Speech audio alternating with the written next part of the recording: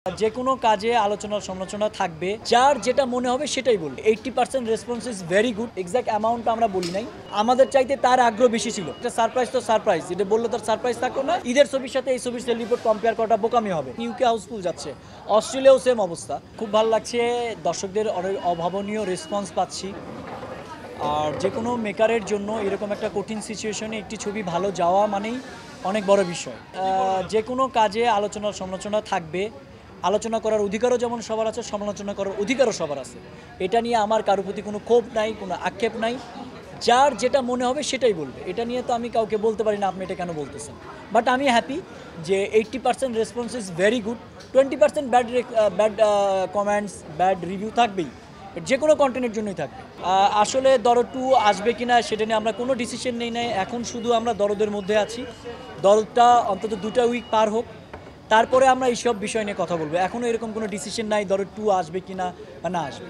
আমরা নেক্সট একটা ফিল্মের প্ল্যানিং করছি, সেটাও জানাবো। অ্যাকচুয়ালি এখন দরদের উৎসব চলতেছে, আমি শুধুমাত্র দরদ নিয়ে কথা বলতে চাই।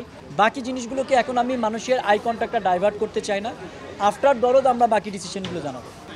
আসলে দেখেন, একটা জিনিস আছে যে স্টার সিনেপ্লেক্সের কিন্তু যে সার্ভার, ওখানে ট্র্যাকিং করা যায় যে কতগুলো মানুষ কতদিন ছবি দেখেছে।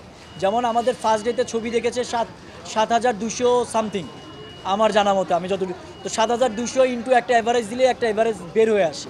তো অ্যাকচুয়ালি ওই জায়গা থেকে এটা ফ্যান ফলোয়ার, আমরা অফিসিয়ালি কিছু বলি নাই। আমরা যেটা বলছি যে আমাদের ছবির রেসপন্স খুব ভালো। এক্স্যাক্ট অ্যামাউন্টটা আমরা বলি নাই, যেটা বলছে এটা অফিসিয়াল অ্যামাউন্ট না। অফিসিয়াল অ্যামাউন্ট এর বেশিও হতে পারে। মানে এটাতে আমি এগ্রি না। প্রতিদিন ওনার পেজ থেকে পোস্ট হচ্ছে, উনি শুটিং বা অফ করে রেখে এই ছবির প্রচারণার জন্য ক্যালকাটা এসেছে। এবং একটা সারপ্রাইজ আপনাদের জন্য আছে, উনি এই ছবির প্রচারণায় শুটিং শেষ করে গতকাল ঢাকায় এসেছে। একটা নেক্সট স্টেপ আমরা আসতেছে। তো এটা ভুল, ওই অভিযোগটা একদমই এই অভিযোগের সাথে আমি না, বরংস আমাদের চাইতে তার আগ্রহ বেশি ছিল প্রত্যেকটা জায়গায়। এটা সারপ্রাইজই থাক, নেক্সট উইকে আপনারা তাকে নিয়ে না, আমরা এখন বলতে চাই না। এটা একটা সারপ্রাইজ তো সারপ্রাইজ, এটা বললে তার সারপ্রাইজ থাকলো না। Sell report is very good, আমরা খুব হ্যাপি। যারা ঈদের ছবির সাথে কম্পেয়ার করছেন, আমি তাদেরকে একটা কথা বলি, ফার্স্ট অফ অল ঈদের ছবির সাথে এই ছবির সেল রিপোর্ট কম্পেয়ার করাটা বোকামি হবে। ঈদ একটা ফেস্টিভ্যাল, এটা ফেস্টিভ্যাল ছাড়া একটা ছবি রিলিজ। তারপরেও আপনারা জানেন যে দেশ গঠনের কাজ একটা চলতেছে, সেই জায়গায় একটা অস্থিরতাও কাজ করছে। সেই জায়গা থেকে আমরা যে সেল রিপোর্টটা পাচ্ছি এটা অনেক ভালো এবং আমরা অনেক খুশি।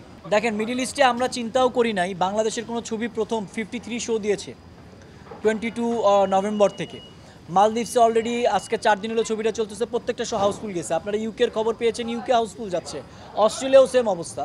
তো আশা রাখি বাইরের রেসপন্সটা আরও বেশি, কারণ আমাদের দেশের মানুষরা একটু বেশি বেশি অ্যাকশন, সাইকো থ্রিলার এই দেশের মানুষের জন্য প্রথম একটা এক্সপিরিয়েন্স। সেই জায়গা থেকে বাইরের এক্সপিরিয়েন্সটা অনেক ভালো, বাইরের এক্সপিরিয়েন্সটা আমরা বেশি ভালো পাচ্ছি।